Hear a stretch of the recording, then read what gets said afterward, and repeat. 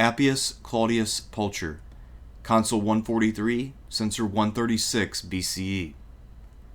One of Rome's leading men at the time when the Middle Republic gave way to the Late Republic, Appius Claudius Pulcher's fingerprints are much more apparent than most in the fight for reform during the 130s BCE. Although this reform movement is typically associated with the Gracchi brothers, they were neither the first nor the last Roman leaders to attempt to reform Rome's land laws and to enact other changes which would alleviate the social pressures which came to a head during the late Republic.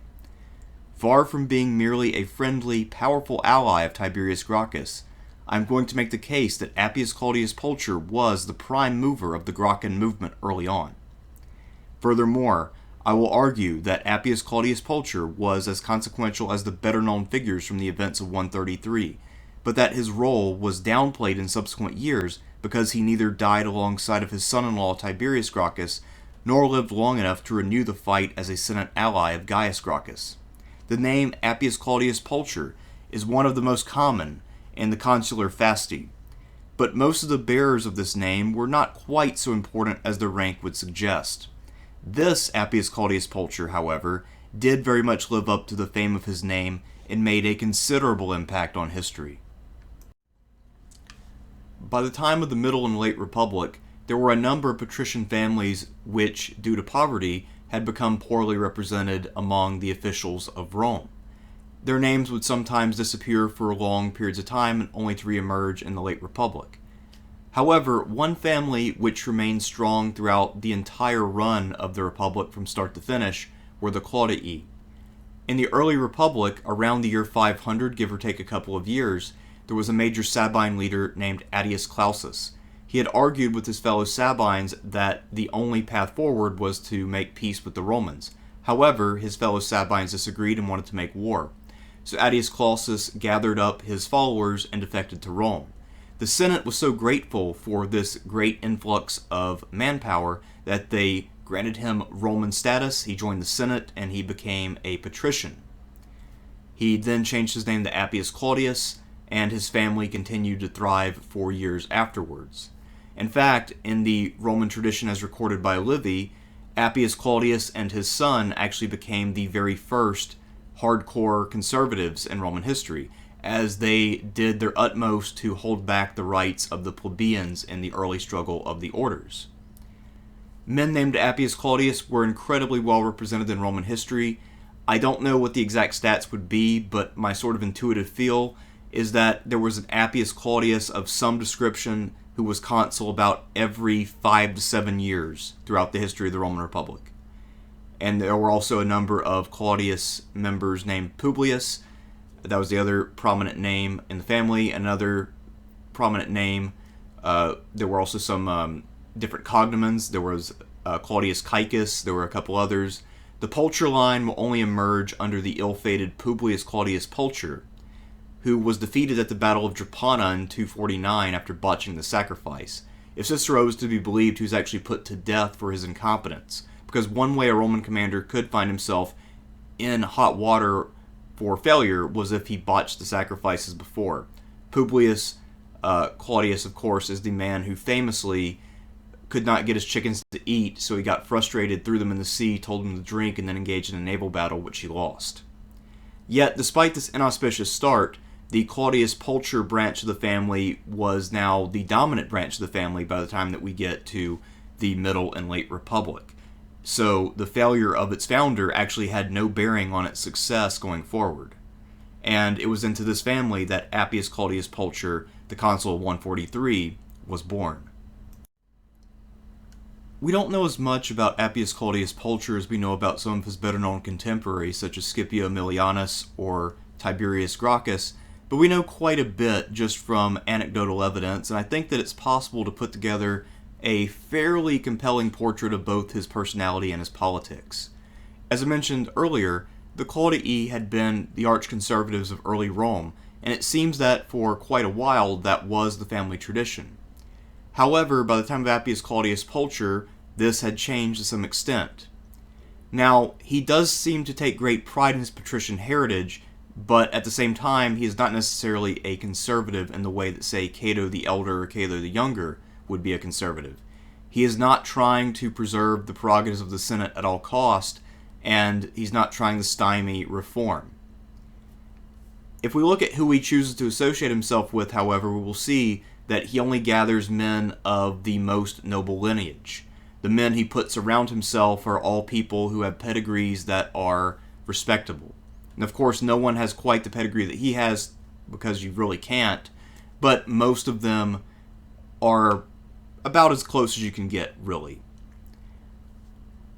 And Appius Claudius Pulcher, despite being someone who clearly takes a good deal of pride in his patrician heritage, is also someone who seems to have a good deal of charisma and also some ease with common people. He is willing to court their support in order to get reform passed. From what we can tell, based on a few anecdotes that we'll go into as we go along, he seems to me at least to have been fairly expressive. He seems to have had a decent amount of charisma, and he also seems to have been a pretty good organizer, at least behind the scenes, in terms of political organizing. Administratively, I think there's a case to be made that maybe he wasn't quite as skilled, but in terms of being able to organize politically, I do see some signs of talent. As the Middle Republic gave way to the Late Republic, there were a group of men who were sort of in their political prime. They had already held most of the major offices of Rome, and they were quite influential among their peers.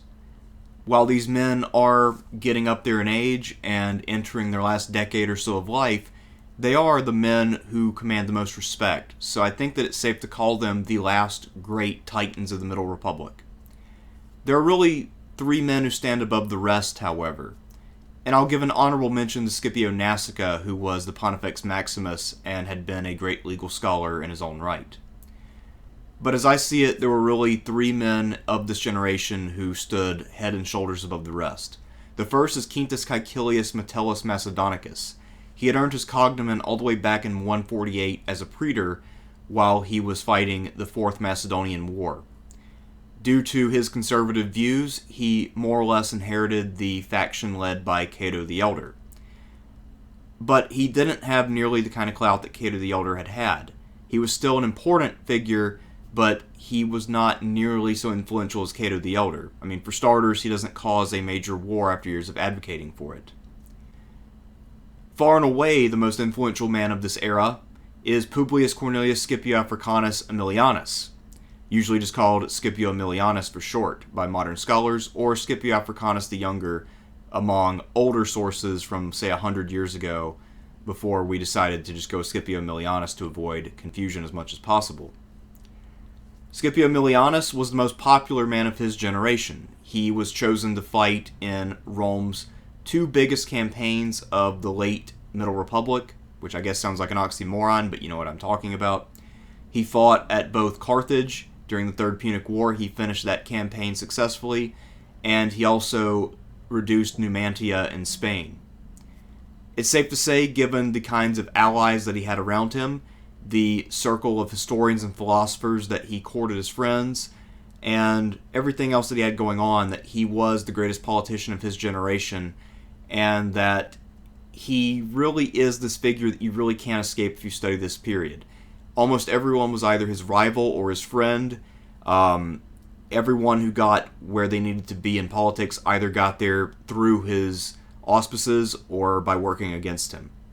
And that brings us to Appius Claudius Pulcher, who, so far as I can tell, was the second most influential man in Rome at the time, which is no mean achievement given that Scipio Aemilianus was as dominant as he was. Claudius Pulcher was popular, well-respected, and he was Aemilianus' strongest rival.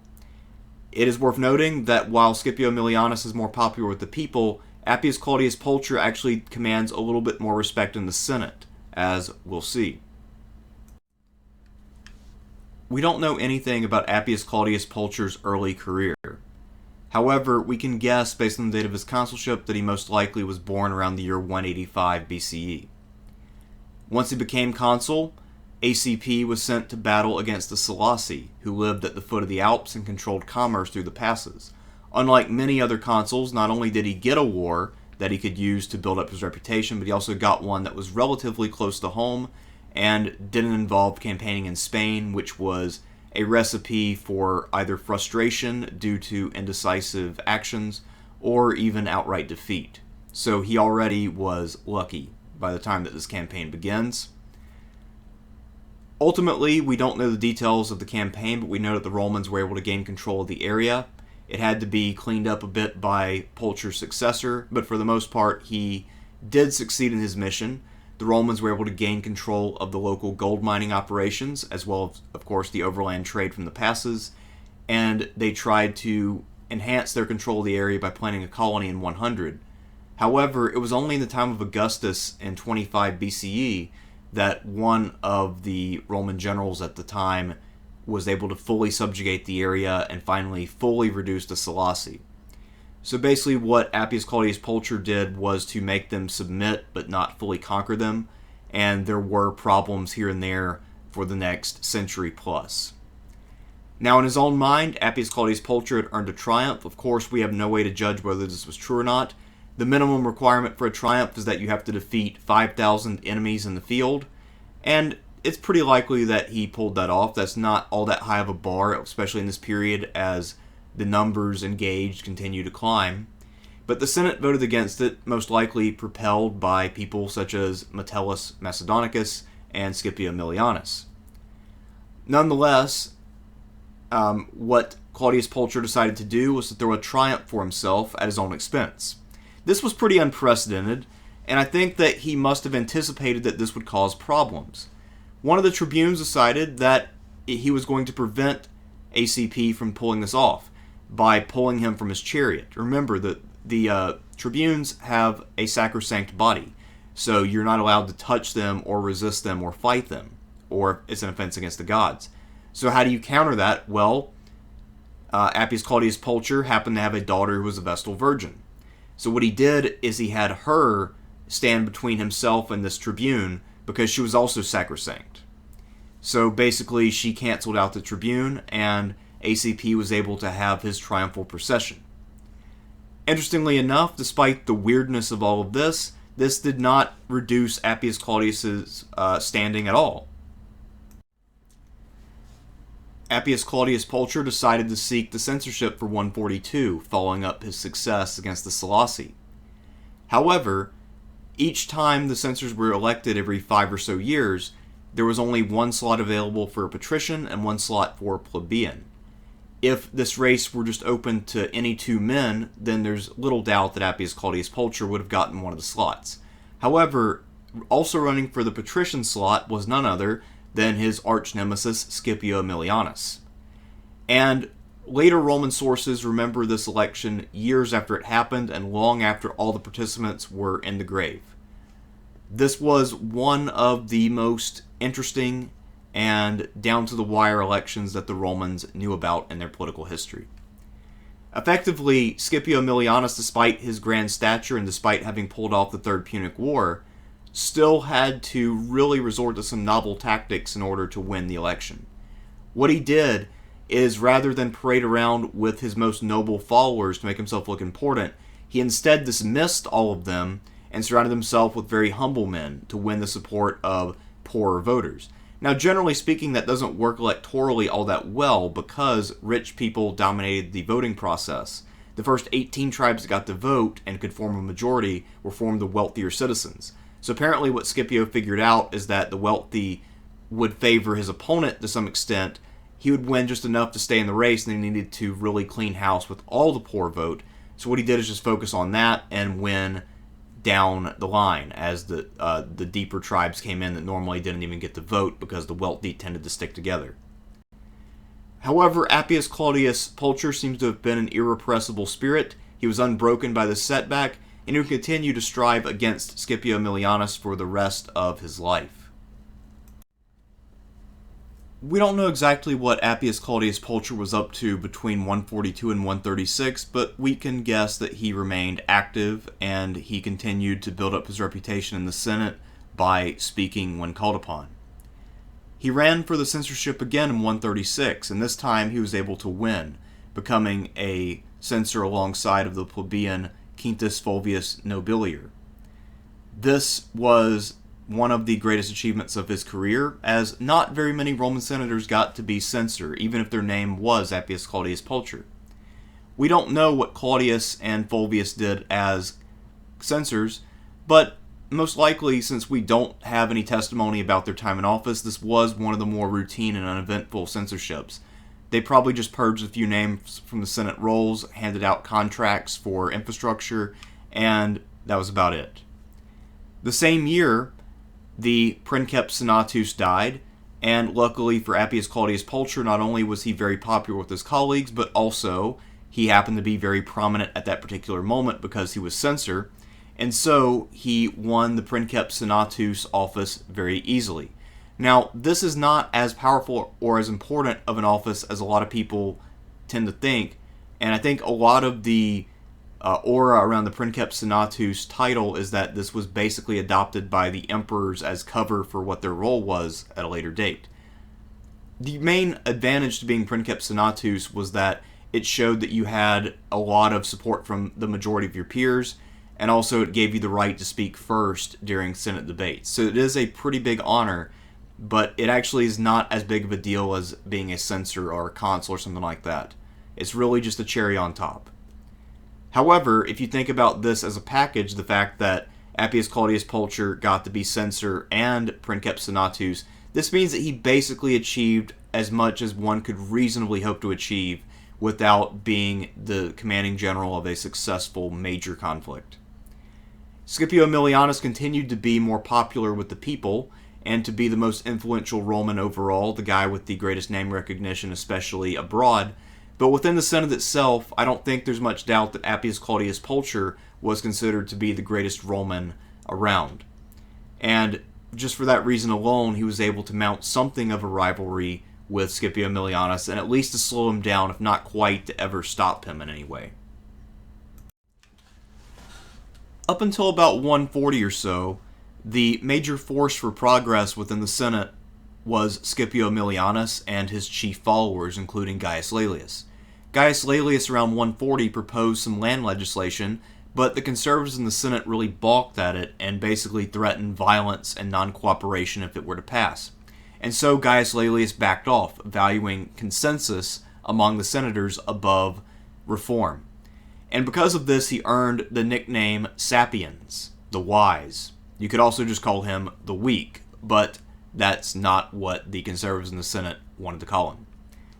So, with Scipio and his crowd having backed off of reform, for Appius Claudius Pulcher, this is an opening. Remember, this man has spent his entire life striving for political dominance, and his greatest rival has always been Scipio Aemilianus.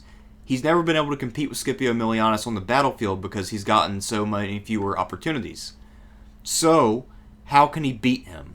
Well, he can succeed where Scipio failed because he knows that he is better at dealing with the Senate. He has more sway within that body, and so, at least in my opinion, it is at this time that he begins to really build a team up in order to go out and try to pass land legislation. He already has a great ally in the form of his brother-in-law. His sister Clodia is married to Publius Licinius Crassus Mucianus, the grandfather of the famous first triumvir Crassus. And this Crassus would become Pontifex Maximus in 132 and then consul in 131 before meeting his end, tragically. But he was clearly a very capable ally and someone who would serve the cause very well. Appius Claudius Pulcher was also impressed by a young and rising Tiberius Gracchus, who was a very well-spoken young man who had proven his valor on many occasions. He had been the first man over the wall at Carthage during the Third Punic War, and had become the most famous rising youth of the time. And so Appius Claudius Pulcher was eager to have him as a son-in-law. So he actually approached him in public, and Tiberius agreed to marry his daughter. When Appius Claudius Pulcher came home and told his wife that their daughter was now engaged, she was a little bit horrified. She said, "But she's so young. Why would you go out and make that decision so suddenly unless you got Tiberius Gracchus or someone like that to be her husband?" And he said, "Well, guess what? That's exactly what I did." And so the couple celebrated that night because they knew that their daughter was going to be in good hands and that they had made an excellent political alliance. And by the way, it's also possible that Appius Claudius Pulcher was good friends with Tiberius's father, who had been one of the most famous Romans of his generation, another guy who held multiple consulships and the censorship. So there is a possibility of a pre-existing relationship, and so getting a huge name like Sempronius Gracchus on his side was a major asset, especially because Tiberius was known as a great speaker and someone who was about to be eligible to be tribune in a few years. So this is a major coup. And of course, as we all know, Tiberius Gracchus would become very much associated with these reforms. Crassus and Clodia had a daughter named Licenia, and she married Gaius Gracchus. I believe this is prior to 133, but I don't know for sure. At any rate, we do see that there is a circle closing around the Gracchi, which includes Appius Claudius Pulcher, and that most likely because he's the senior man out of all the individuals that I've named, he's the guy really engineering this alliance. Another thing to keep in mind, another reason why picking up Tiberius Gracchus as a son-in-law was such a coup. The Gracchi brothers are actually brothers-in-law to Scipio Aemilianus. Their sister is married to the great Scipio. And also, by blood, they are already cousins of Scipio. So this means that by aligning himself with the Gracchi so closely, he is apparently possibly even disarming Scipio or building an indirect bridge to him. So if he wants to do a unified front on reform, Scipio, at least in his opinion, might be neutralized because some of his closest allies and relatives are now in the circle of Appius Claudius Pulcher, and will also be proposing legislation that has been in the past proposed by Scipio's best friend Gaius Laelius. So if you think about it as a political strategy and as really building a coalition and building a kind of consensus around this reform before going out to propose it, if, as I believe, Appius Claudius Pulcher was responsible for building up this kind of coalition going into this reform cycle, then this is a brilliant move on his part, and has to be said that he came prepared. I won't go through all the details of Tiberius Gracchus' reforms, but rather save all of that for the video that I plan to do on him. Rather, I'd just like to focus on ACP's role in all of this. So Tiberius Gracchus first went to the assembly to try to pass his legislation. One of his fellow tribunes, Marcus Octavius, decided to veto this action. So then Tiberius Gracchus went instead to the Senate, where once again he was stymied. So he went back to the assembly, had Marcus Octavius deposed, and then succeeded in passing land reform. We'll talk about all of the implications of that process when we look at both Marcus Octavius and Tiberius Gracchus going forward. Suffice it to say for now that the Land Commission was up and running, and so the members of the board were to be Tiberius, his brother Gaius, who was only about 21 or so at the time, and then Appius Claudius Pulcher. So that was the three-man commission which would make all the final decisions. And what this shows is that despite the irregularities that Tiberius had to go through to get this done, his father-in-law was still very much on board. When Appius Claudius Pulcher died in around 130, he was replaced by Gaius Papirius Carbo, one of the other major proponents of reform, and someone who was another rising star along with Crassus. And by the way, Crassus became a member of the board when Tiberius was murdered. And also when, I think it was when Tiberius was murdered, that's when Crassus enters the board. The Land Commission would very much remain the property of the Gracchi and their close allies until 121, and then it would be disbanded in 118. And in 111, effectively, it was rendered completely meaningless, even if it had been reinstituted, because the public land that was being held by the elite was basically just sold to them outright. They were given the rights to it, and so land reform and the possibility of land reform effectively just died. Just to preview what ends up happening, in case any of you were wondering what happened to the Land Commission in the end. Unfortunately, our major accounts of Tiberius Gracchus' reforms focus very heavily on what Tiberius himself was up to, and largely ignore the role of his father-in-law in the Senate. Neither Appian nor Plutarch goes into a great deal of detail about what Appius Claudius Pulcher was up to at this time. If I had to guess, he was relatively effective at preventing the Senate from clamping down on Tiberius the way that it would on Gaius 10 years later. However, at the end of the day, despite his great influence and his political skills, Appius Claudius Pulcher was not able to prevent Scipio Nasica from employing violence on his own initiative. Scipio Nasica failed to convince the sitting consul at the time to enact the Senatus Consultum Ultimum, so instead he said, "Follow me if you want to put an end to this," gathered his followers together, they broke up benches to get cudgels, and they went and beat Tiberius and 300 of his followers to death and threw their bodies in the Tiber, which, by the way, was something of a religious violation since bodies are supposed to be buried. So, that irregularity is something that Appius Claudius Pulcher couldn't do anything about, and he also was not able to bring Scipio Nasica to justice afterwards. So Scipio Nasica was effectively sent into exile under the guise of being sent out as an envoy, and ACP was not able to prevent that from happening and forcing Scipio to stay around Rome where he might be murdered by angry mobs. There's a good possibility also that over the course of time, as Tiberius Gracchus sought re-election and engaged in a few other irregularities, especially appropriating money from Attilus's kingdom, that he might have alienated Appius Claudius Pulcher, and that he might have simply withdrawn his support and protection from his son-in-law. But we don't really know. We do know that as a land commissioner himself, Claudius Pulcher would have needed funds to do anything. This is something he clearly wanted to happen, but maybe appropriating Attilus's will was too much, or maybe trying to run for a second consecutive consulship, or not consulship, but tribuneship, was too much for Appius Claudius. We simply don't know. One thing we also know, and this is why I said at the outset that perhaps Appius Claudius Pulcher was not the best administrator, is it's only after the death of Crassus in 131 and then ACP in 130 or 129, and then the rise of Marcus Fulvius Flaccus and Gaius Papirius Carbo, that things really pick up. Once the land commission is the two of them plus Gaius Gracchus, much more land is redistributed, and actually this is reflected in the census where the number goes up by something like 75,000 landed Romans who have enough land to qualify for military service. So, it's possible either that ACP was ineffective at this time, that he had lost interest in the cause because he thought his son-in-law had gone too far, and it's also possible that he simply was a bad administrator. But at any rate, we can say that he didn't quite live up to his end of the agreement, that he didn't quite give Tiberius the amount of support that he needed to really succeed in the long run with land reform.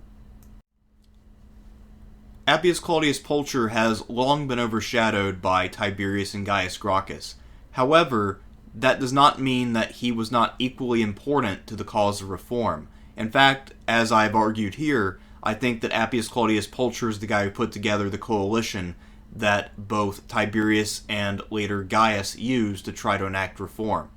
Now granted, this coalition had really started to fray by the time of Gaius, but a lot of the original players were still in play, including Papirius Carbo and especially Fulvius Flaccus.